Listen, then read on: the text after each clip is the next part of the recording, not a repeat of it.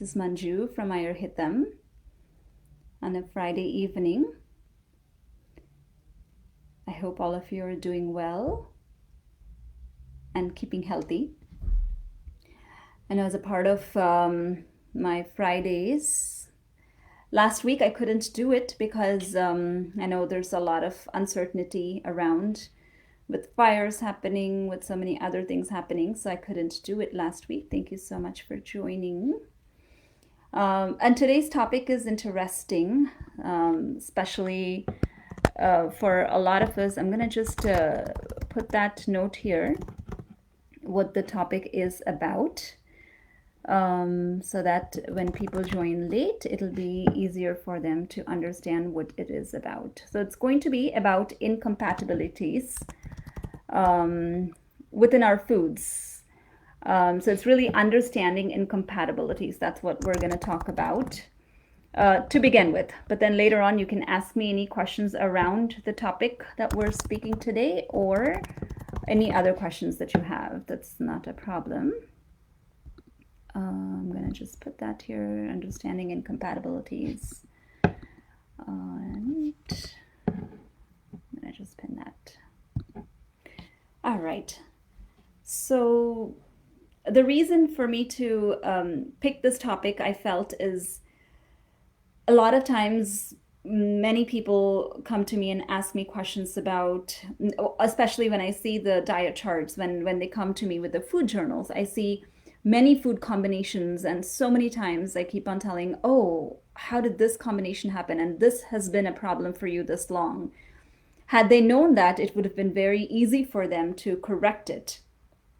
So the main reason for me is to explain different incompatibilities that are present and bring it down in such a way that it is easy for you to understand, and hopefully will be able to take it out of your diet, to understand what an incompatibility is, why is it necessary to understand it, and take it away from your routine if you're doing it. Yeah. So when I talk about incompatibility, it's really, we're so used to doing so much. If we are doing so little, if we're doing so plain, then that looks like, oh, it's so simple. If you look at a lot of yogis that have lived for 100 years or over 100 years, their life is super simple. They do not live a complex life at all. It's very, very simple. So inculcating that mantra for us is very important. And that's what I wanted to highlight upon. For us, we're like, oh, I need that amount of protein. I need X amount of carbohydrates. I need X amount of calories. I need X amount of fiber. I need this much vitamin. I need this much minerals. I need all of this. So we're so used to, I need to incorporate all of this. How am I able to get this? Oh, did I get this? Oh, did I forget that? Did I get this vitamin today? Did I get this dose of vitamin K today? Did I get my dose of potassium today? So we're so used to thinking it in that complex manner. Then eating or lifestyle becomes very mechanical. It's like I've just seen a movie again. I know I've seen it again in the past, but I don't know if you've seen. This is a famous Hindi movie called Three Idiots. You know, there the guy, the main character, tries to simplify everything. The professor asks, "What is the definition of machine?" And he says, oh, a machine is something that is useful for us, that makes it simpler for us. But the professor is not happy with that answer. He wanted a proper definition that is written in the textbook, which is very, very complex to understand. So that's what we're used to. That brought me to the present moment saying, oh, this is what we're doing. We're making everything complex. So when we make everything complex, understand that our loyal digestive fire inside us, thinking that it can do whatever we give it, we give it. Then our digestive fire one day is going to say, oh, this is not possible for me. I cannot handle this. What's going to happen is our channels are going to clog up. And that clogging of the channels is seen by bad breath, or slowing down in energy wise, or you're so lethargic you cannot understand. It's very difficult to comprehend things, or that mental slowness that you have, afternoon mental slowness that you have, or any kind of indigestive symptoms that you feel. These are all like indicators telling you, listen to me, understand that you're doing something that you're not supposed to, right? So when we come to the topic, there are so many different kinds of incompatibilities that we do. The first and foremost I wanted to talk about is the combination incompatibility. The most favorite for all of us. Combining so many different things, especially smoothies in the morning. When we wake up, when it is so slimy outside, a lot of people are used to taking a smoothie thinking that they're actually, I know a lot of people drinking it for health, thinking that it's very, very healthy, and they gulp it down, even though they don't think it's very tasty. They gulp it down, adding milk, protein powder, especially cold milk, protein powder, nuts, all green vegetables, fruits, and everything. You mix everything together, thinking that you're getting the goodness from all of this. Understand what happens, right? So if you're combining two different chemicals, a compound is formed, and you don't know if the compound that is formed will have the same characteristics of the original chemical or completely different. It's very difficult. And that's why scientists have given us all these inferences for us from their own understanding.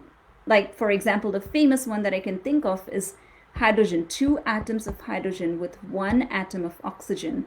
When both of them are gases, hydrogen is a gas and oxygen is a gas.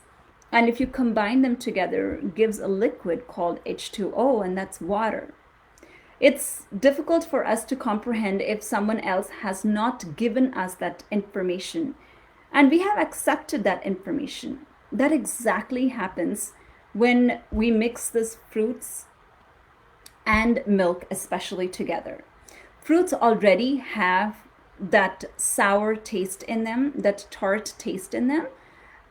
Most of the fruits, not all the fruits, maybe mango is a debatable one, that it is kind of okay if you do it with milk, and dates are also okay if you do it with milk. But other than that, most of the fruits have that innate tartness and sour taste to it. And especially when you have to break milk and make it into cheese, you add vinegar to it. You add lemon juice to it, which is a sour taste. That's exactly what happens to your milk. So fruits have their own goodness. Fruits have their own nutritive ability that is given to us. And milk is a full food in itself. A baby thrives a whole year or even few months, at least 6 months, just on milk. So milk is a whole food in itself. Just drinking a warm cup of milk with just a little bit of spices is good enough. It's not necessary to add anything to it. Especially, and actually I'm going to say that it is toxic if you add anything else to it, like if it has a salty substance, if you're adding a savory along with drinking milk, or if you're adding any fruits along with it, then you're doing yourself a disfavor. So understand that it is important to get the goodness of each one separately than mixing them together. That's the first one I wanted to talk about. The second one I wanted to talk about is potency incompatibility. So milk has cold potency. It is cold. Even though you drink it warm, even though you warm it, it still will have its cold potency when you drink it down, right? And fish, on the other hand, because it has to survive in water, has to have heat inside it. So if you're combining anything that has heat potency along with cold potency, then the incompatibility happens. I know a few places in India are used to eating fish with milk, especially. It's not recommended to eat fish along with milk. Again, because of the potency incompatibility. If you have any questions while I'm talking with any of these concepts, please feel free to ask, and I'll be sure to answer them at the end. Another one I wanted to talk about is order incompatibility. This is the most important one. The order incompatibility can be like, you must eat your sweet taste first. When you're eating your full meal, it's important that you eat your sweet taste first. Then in the middle can be your sour and salty taste. And at the end comes your bitter, pungent, astringent taste. That's what the textbooks have written. But we have forgotten it. We have been used to eating desserts at the end. Let's understand why. So our intestines are empty, presuming that we're eating when we're hungry and when our intestines are ready to accept the food, right? So at that time, our intestines are empty and they have certain amount of air element in them. The vata dosha is present because it's empty for a long time. So if there is an air element and if it is empty at that time, it is good to add a water and earth element. It's good to give it a heavy substance at that time to balance out the air and space. To balance out the air and space, it's good to give some heavy substance. And that heavy substance can be in the form of sweet taste. So it's important that we give the sweet taste to begin with, like a grain. Or if you're used to eating a sweet along with the meal, even though it's not so much recommended, it's not incompatible, it's just going to be very heavy. If you're used to eating it, then eat it with the first bite. Eat it as the first part of your meal. That's how you start your meal. And that's how we're used to, especially those of you from India, that's how we're used to back home when you go to a wedding or a party. That's what we're served with dessert first, right? So we do that first, and then afterwards in the middle comes the sour and salty taste, which is like the soups or the rasam or the sambar that comes in the middle part, because that's when you have to again kindle the fire more with the sour and salty taste. At the end, you must end with bitter, pungent, and astringent taste. And that's why we're used to ending our meal with buttermilk. Buttermilk has all these qualities. It's very dry, it's astringent, and it is used to digest. So ending your meal with buttermilk is definitely recommended. Or right after you eat your meal, what we can do is you can take like a mix of fennel, cumin, coriander, jeera. You can make like equal combinations of these, keep it in a box, and take like a 1/4 teaspoon or 1/8 teaspoon of it and really chew on them right after you eat. So because all these spices have these tastes, the tastes of bitter, pungent, and astringent are going to be in all of these spices.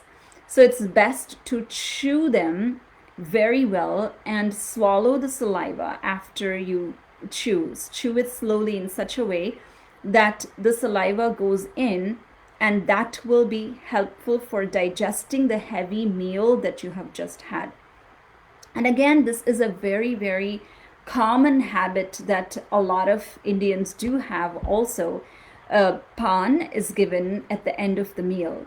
The pan, which is a betel leaf, has all this taste. It has that astringent taste. It has that pungent taste. Along with adding all of these, it has the black salt added to it. It has lime added to it. It has some fennel seeds added to it.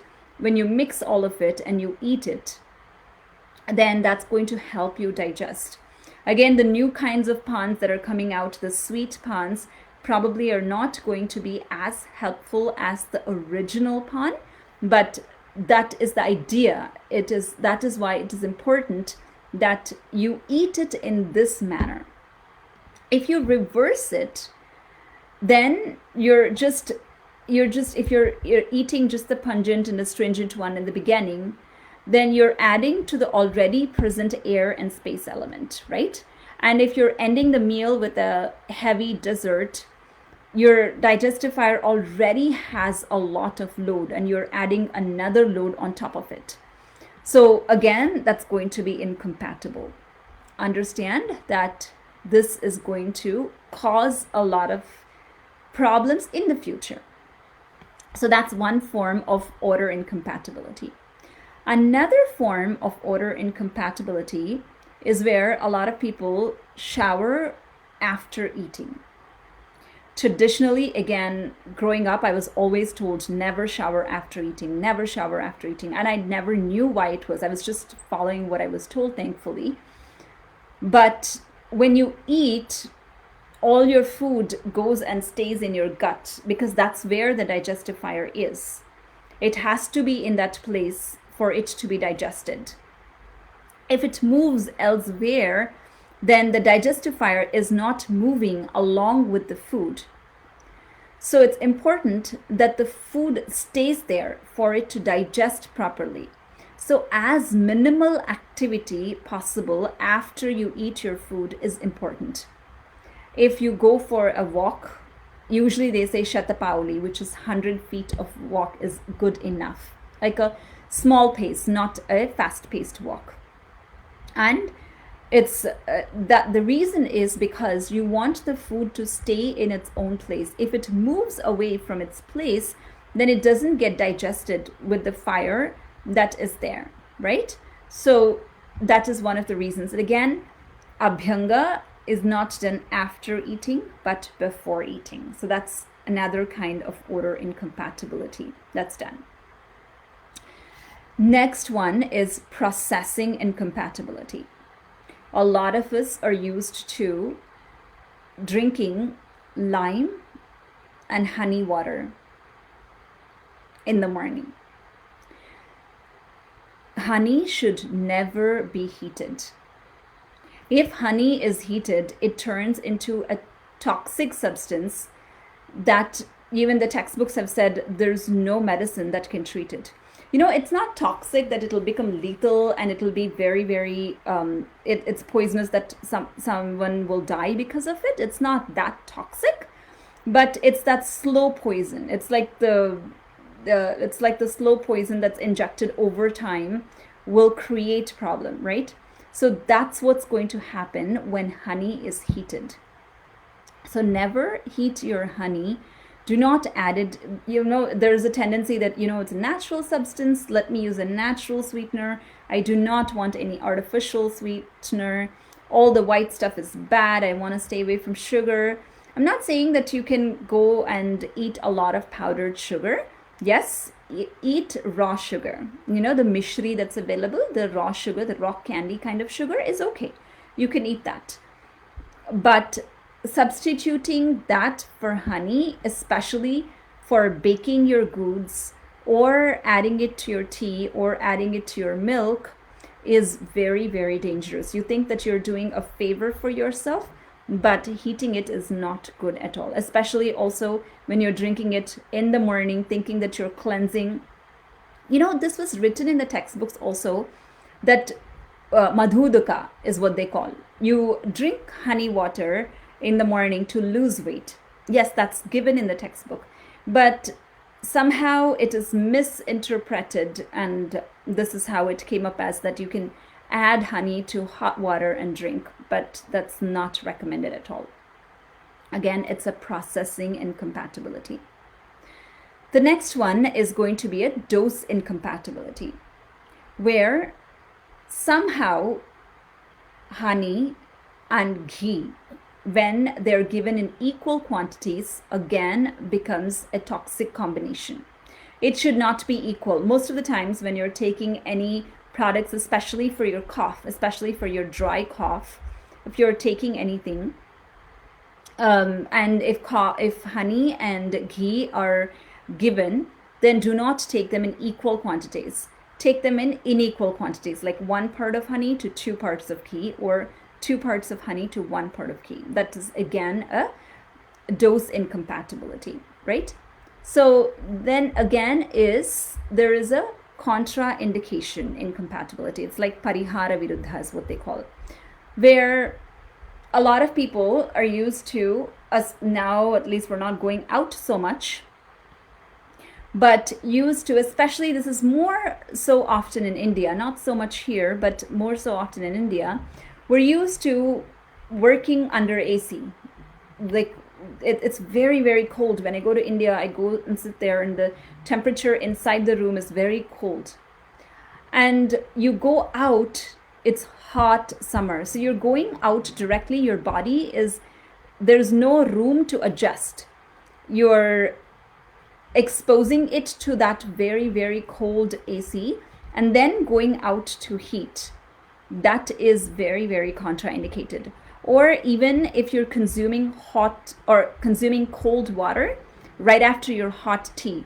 Again, your body is so confused. You're like giving hot things and you're giving cold thing again. Or another example can be eating your cold ice cream with a hot melted chocolate. It's so yummy. I think about it and my mouth waters to eat it. Eat it once in a while, it's okay, but these are the things that you have to remember, that they're doing something to our body, right? So exposing yourself to extreme weathers, extreme conditions is not recommended.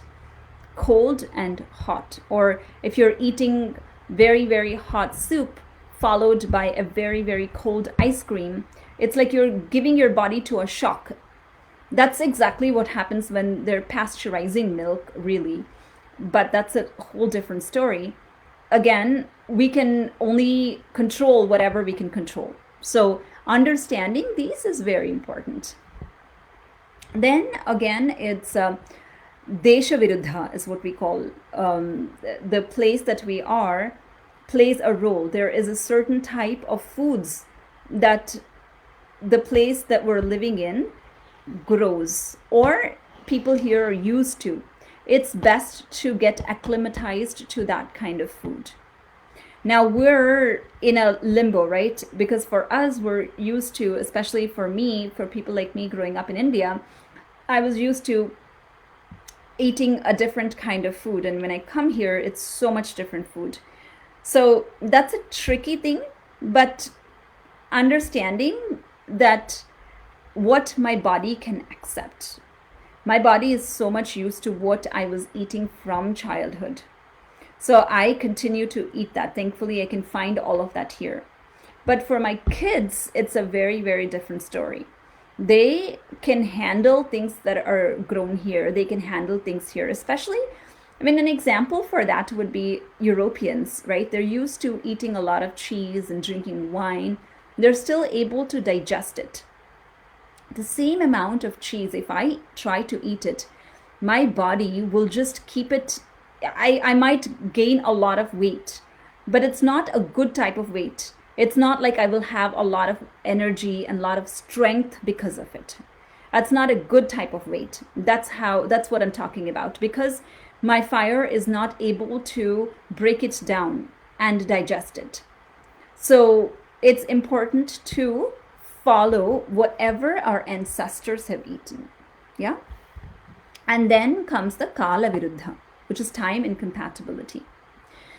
So eating very, very hot things, or like hot chips with hot salsa when you're in a beach outside in hot summer is not a good idea. It's already very hot and you wouldn't want to increase the heat. Balance is the key. So that is again a time incompatibility. Again, these are all given for people like me who probably have like a moderate amount of digestive fire. if there are athletics or if there are people that have a lot of digestive fire in them because that's what they have trained from childhood by doing a lot of exercise or by doing good quality foods or by doing abhyanga. There's so many things that people would have done from childhood to increase the digestive fire. For them, they are okay to indulge in these things without having any trouble at all. But only for people, if you are seeing that you're easily getting filled up right after you're hungry, but then as soon as you eat, oh, I'm full. Or you're not digesting your food maybe 3 or 4 hours after you eat, or you don't feel light at all, you feel like lethargic right after you eat, you want to go take a nap. Or if you're one of those that there's bad breath, or your sweat smells, or you have to urinate for a lot of time. These are all indications telling you that something that you're giving is not being accepted by my body. So please address it. That's the way our body is telling us. If we can address them in the right time and the right manner, yes, we can definitely live for 100 years. I mean, it's not necessary to live for 100 years, really. But what I'm trying to say is, as many years as you'll live healthy. That's the most important thing. You wouldn't want to be dependent on anybody as long as you live. So that's the whole idea. I know I get this question like, I'm living now, I want to enjoy, and everybody's going to die anyways in the future. Why do I have to worry about taking care of these things now? Why can I not enjoy my life now? We don't know what's going to happen later. We cannot guarantee that you're going to be happily just go like that, right? What condition we are going to be in and what kind of illness we have to take care of, nobody knows. So it's best to take care of these minor things, these very, very simple things that we can accept. All I'm saying is just eat a light breakfast, heavy dinner, which probably has one grain, no multi-grain atta, or no eating different grains one day, eating quinoa one day, eating couscous one day, eating amaranth one day, so that I can get good of everything. That's not at all required. You give the body same thing again and again. Again, think about all those sadhus who probably don't have any vitamin or mineral deficiencies, even though they don't incorporate all the proteins that they need to. They don't incorporate all the amount of fruits that they have to, but they still have good health. They don't have all these deficiencies, right? So living simple is the mantra. That's what we need to follow. I hope that was helpful for you. I know there is a lot of information that I just gave in, but I thought it's very, very important that we address these minor things. Understand how important it is that simple goes a long way. We don't have to make life complex at all. Just make it simple, and that goes a long way. And that's what I wanted to address today. If you have any questions, I'll be more than happy to answer that questions. Thank you so much for staying along, and I hope that was helpful for you. I got this question earlier asking, is it okay to add milk along with the curries? And that's the question that was sent to me earlier. They wanted to address it because they couldn't attend. Adding milk to the curries is again an incompatibility. We spoke about the combination incompatibility as to how when you add milk and the curry most likely has salt and sour taste to it. So it's not going to be a good combination. It's probably not best to add, or it's recommended not to add. Again, the same thing goes with the adding either yogurt to the curry. I know a lot of people add, especially when making meats, different types of meats. Adding yogurt is a custom. but that also is not so much recommended. And there's this other question that was sent to me.